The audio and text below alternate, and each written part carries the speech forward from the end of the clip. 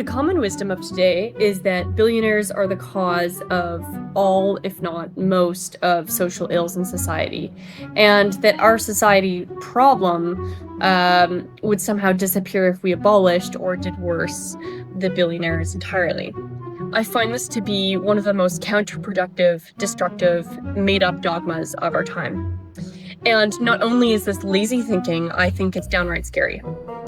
Pointing the finger of blame on billionaires, the ultra-rich or the oligarchs, is a form of scapegoating, and it's an abstraction used by politicians to absolve ourselves, the people, of our own obligation to each other and civil society. It's also been tried before in the Soviet Union with disastrous results. In Canada, the government has the legal authority, including regulatory powers, over citizens and corporations, and yes, that includes over billionaires. Our government officials are elected by us, the people, and this fact is exactly why we, the people, have the influence and ultimate authority and obligation to civil society and to improve it. We are responsible for it, and we do have agency ourselves. This is not to say that wealth inequality or the affordability crisis are not real problems. Canadians are facing difficulties with housing, healthcare, grocery affordability, and even imagining a bright future in Canada.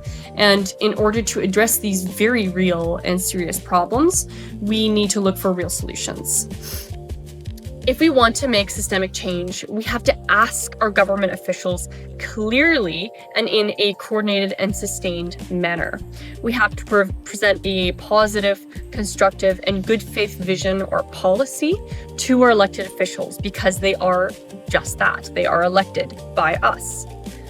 For example, Martin Luther King Jr. did not go around blaming white people for racism or Jim Crow policies. And the Mahatma Gandhi did not point the finger of blame on the British generals in the British Raj.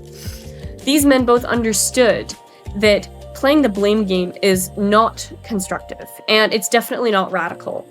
Instead, these men provided a vision of compassion and treated others, even those who violently opposed them at times, in good faith and working towards a societal, systemic solution. My husband, Zain Haq, was not blaming loggers or even the logging companies for cutting down the last remaining old-growth trees in British Columbia, which is still happening. He was advocating for the provincial government, at the time under Premier John Horgan, to follow through on their own promise of stopping the logging of the last old-growth trees through legislative change. And for his efforts to do so, he was deported. The government of Canada has the power and can bring him back at any point if they have the political will to do so. It's a matter of whether or not we, the people, are going to make that happen.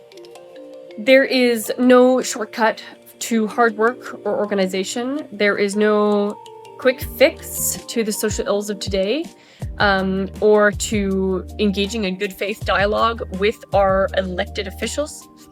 And we cannot tax or do worse to the billionaires in order to achieve long-term social betterment.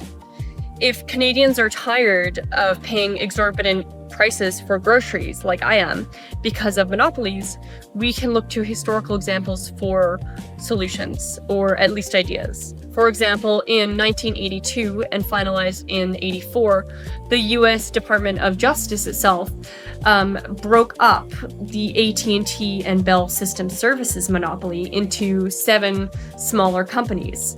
This essentially forced AT&T Bell System Services to engage in real innovation and market competition instead of being a monopoly. The US Justice Department has also historically broken up monopolies of tobacco and even oil companies. And I don't see why Canada couldn't do something similar for our grocery prices. Anyways, food for thought.